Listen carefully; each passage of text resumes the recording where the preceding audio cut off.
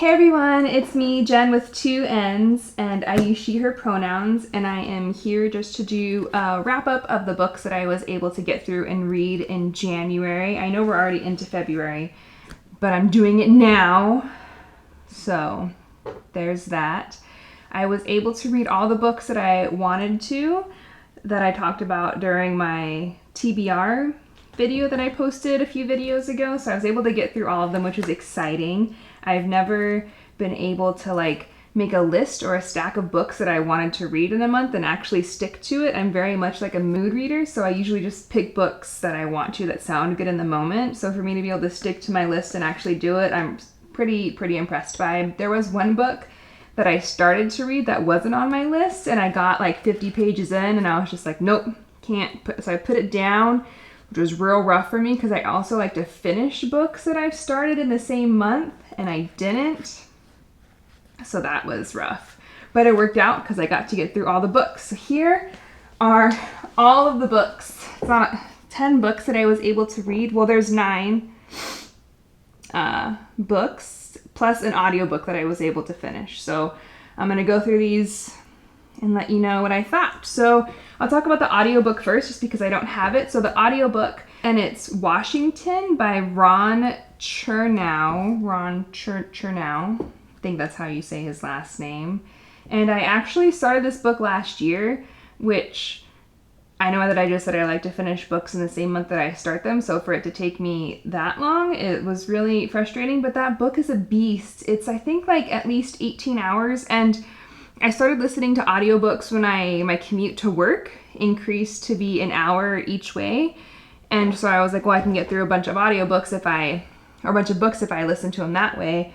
But with COVID, I started working from home, so my commute went from an hour to like a minute. So I stopped listening to audiobooks as often. So that's why it took me longer to get through the audiobook, because I wasn't really driving places. Also, it's like when you put this particular one on hold, like both times that I put it on hold, it took me, I think I was on like the list for like 3 months until I was able to get it, because the library only had a few copies and I guess a lot of people wanted to read it, and it's a friggin' beast of a book, so it just took a really long time. So all that to say, I started it last year, finished it in January, and I thought that it was a 3.5 star book. And I thought that it was a 3.5 star book. It just had a lot of information. I mean, it's like 18 hours. I think it's at least 18 hours. It could be longer. So it's a lot of information, but it really talks about Washington's life from he was a kid all the way until he died. And you could tell that the author put a lot of research and time into this book, because he cites a variety of sources and letters and books that other people have written. So he really took a long time in writing this book and gathering all that information. So, and there's lots of good stuff that I just never knew about. And then, but some of the information I was just like, do we really need to know like the style of his suits? But it's not a suit. It's like a wartime outfit, uniform. We don't need to know like the style and the buttons and the size of the buttons. But even put like all that information in there. So I mean, lots and lots of good stuff that I never learned before. So yeah, lots of good stuff. But 3.5 stars for that book. It would be one that I'd like to go through again, I think, like as a printed copy, just because, like I said, there's a lot, and I'd want to be able to like take it in more slowly and read it and underline and just absorb it better that way. So maybe I will at some point. But for this time, it was just the audiobook that I listened to. So this book is about Enola Holmes, and on her 13th birthday, her mom goes missing, and so her brothers Sherlock and Mycroft come to see what's going on, because Sherlock's a detective, and Mycroft is in charge of the estate because he's the oldest. So it's his job to like manage all that stuff, and they see Enola and they're like, you don't have a governess, like you're not a lady, everything is terrible. That's kind of like that is one of the main similarities between the book and the movie, is just their reactions to things. Although Sherlock in the movie, The Witcher, he's much nicer in the movie than in the book. I mean, in the book, he's still better than Mycroft, but I think that's just how he always is, because Sherlock is just better than Mycroft. But also, if I'm saying his name wrong, I apologize. I feel like I might be saying his name wrong. Anyways. It was pretty similar, the movie was pretty similar to the book. There was definitely a very different ending. I don't want to say it because I don't want to spoil it. So there were like some things that were super duper different, but the overall like story is the same. But the book is good. She's off searching for her mom and figuring things out, and she's does the thing like with the wildflowers, like in the movie where the mom leaves her hidden messages and the flowers and like the paintings and the other stuff that she leaves for her on her birthday. But I think this is a middle-age book, so like for kids younger than young adult. I don't know the ages for different book things, but this is like a littler kid book. So it says on the back it's ages 8 and up. Guess I could look at those things. So it's a pretty fast read. But there is a series, so I'm looking forward to reading all of the other ones just because it was a really fun, fast book to go through. So I liked it. 4 stars. So in addition to the Enola Holmes book, which actually I don't think was on my TBR, I think I may have just added that. One. So that one may not have been on my original list of books that I wanted to read for January. Oops. This one, though, is one of the ones that I wanted to read on my... So I wanted to get through all the borrowed books that I have, and this one is one of them. So there are 3 books in here, and I had read one before January, so I just had to read the last 2 of them. And this is a part of a larger series in the Liaden universe, and it's a space opera. I couldn't remember that term when I was doing my TBR video, but I remembered it now. It's space opera, and it's just...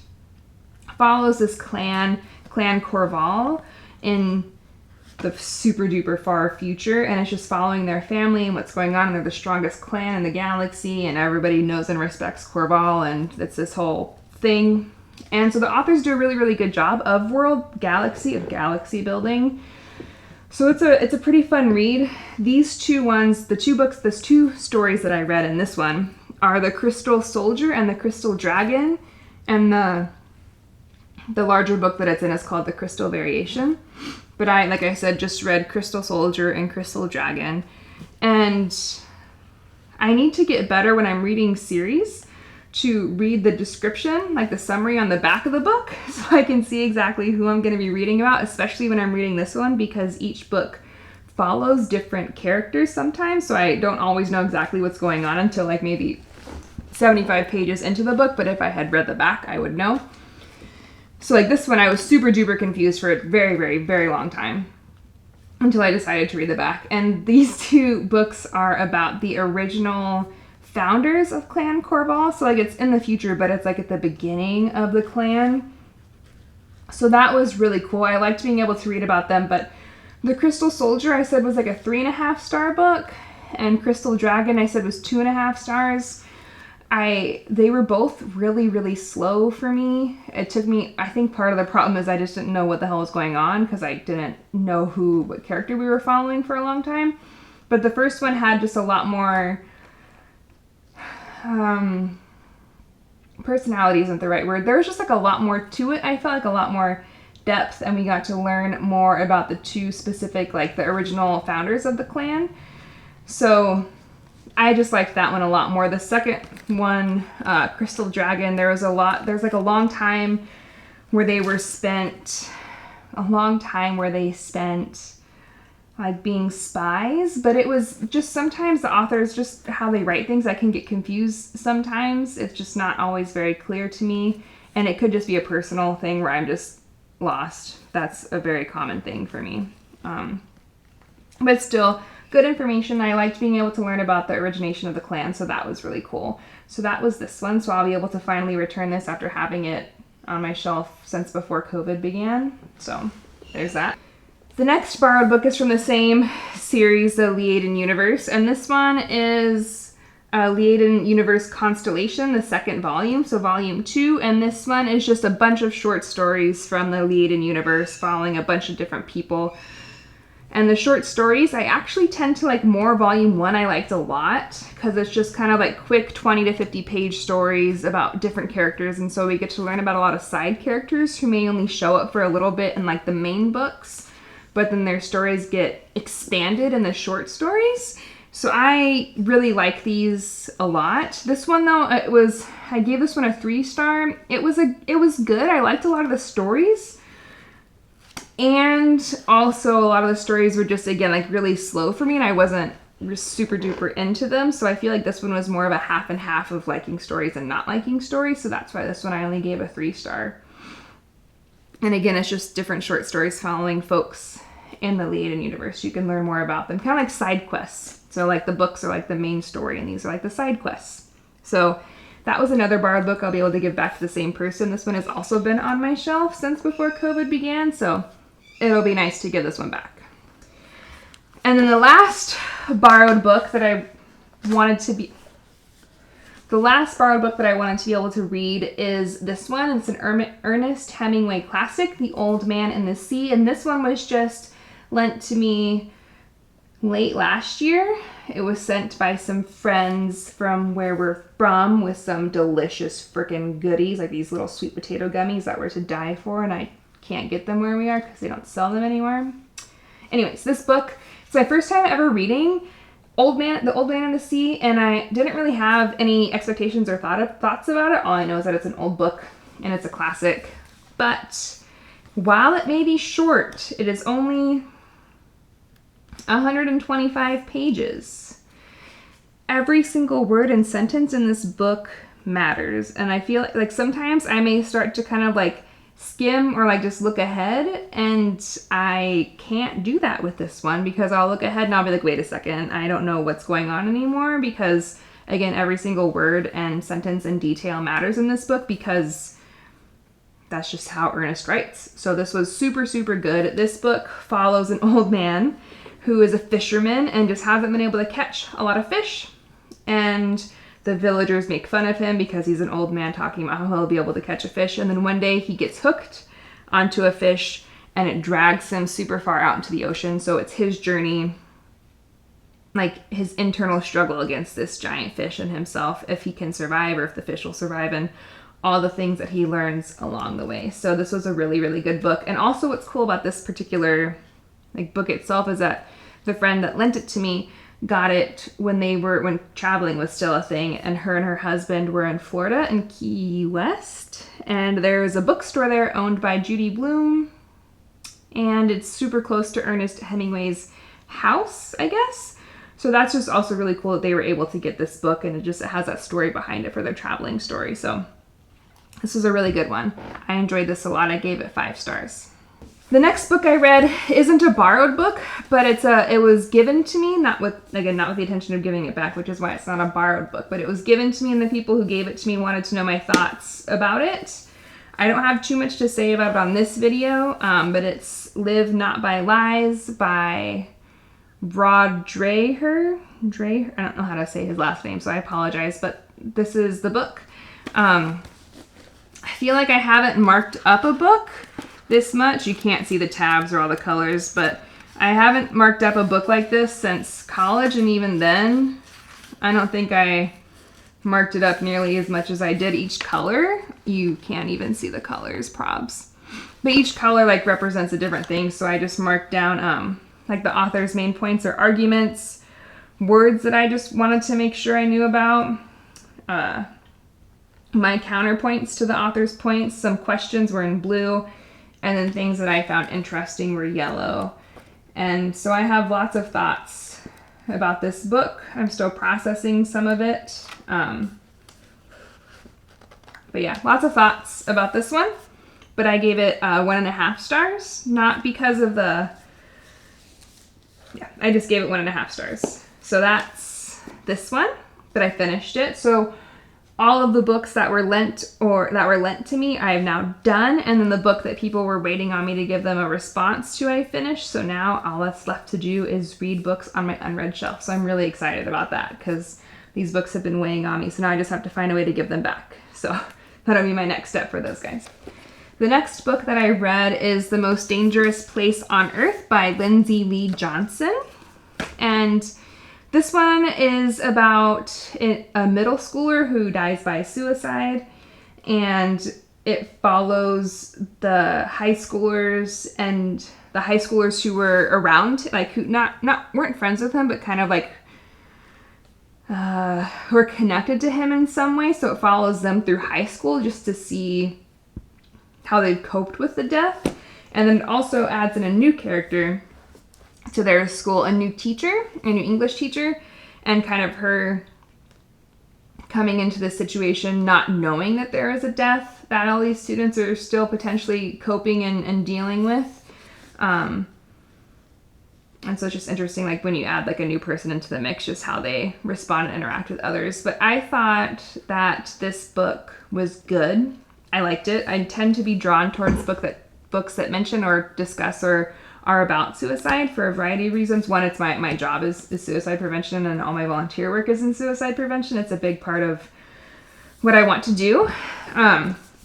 So I'm always extra judgmental of books that talk about it because I want to see if they're doing it well. And I thought that this one did a pretty good job of detailing how students could, obviously everybody's going to respond to something differently, but I thought that the author did a good job describing and detailing how young people may respond to a death by suicide, especially when they're connected to the person that died, not necessarily as friends, but having a connection. So I thought that she did a really good job of that. And also when the suicide happened, she didn't provide details. Like she said, like what happened, but it was literally 4 words. And that's important for safe messaging. You don't ever want to go into details of how somebody may have died, and things like that, just for a variety of safety issues. If you want more information about that, I'll put something down below in the description so you can see more about safe messaging. It'll be from an organization called the American Foundation for Suicide Prevention, and they have lots of really, really good resources that they provide for folks. So I'll make sure to put a link down there so you can learn more about safe messaging. But I thought this was a really good book. I gave it 4.5 stars out of 5. Oh, all of my ratings also, I should have said this earlier, out of 5. So that's probably important. But this one was a 4.5 star book. I liked it a lot. And yeah, so that was this one. Another book that I was able to get through was Betty by Tiffany McDaniel. And this one follows, so the author writes about her mom's life. So up until like she was born, until the mom, who's Betty, turns 18. And so she got all the information that she put in this book, here, like listening to her mom and other people in her family share these stories, and so that's where she got all the information that she put into this book. So it's not necessarily a biography. I don't think that it's been categorized like that. It says that it's a literary fiction, but it still details the author's mom's life. And there are lots of content warnings for this book. There's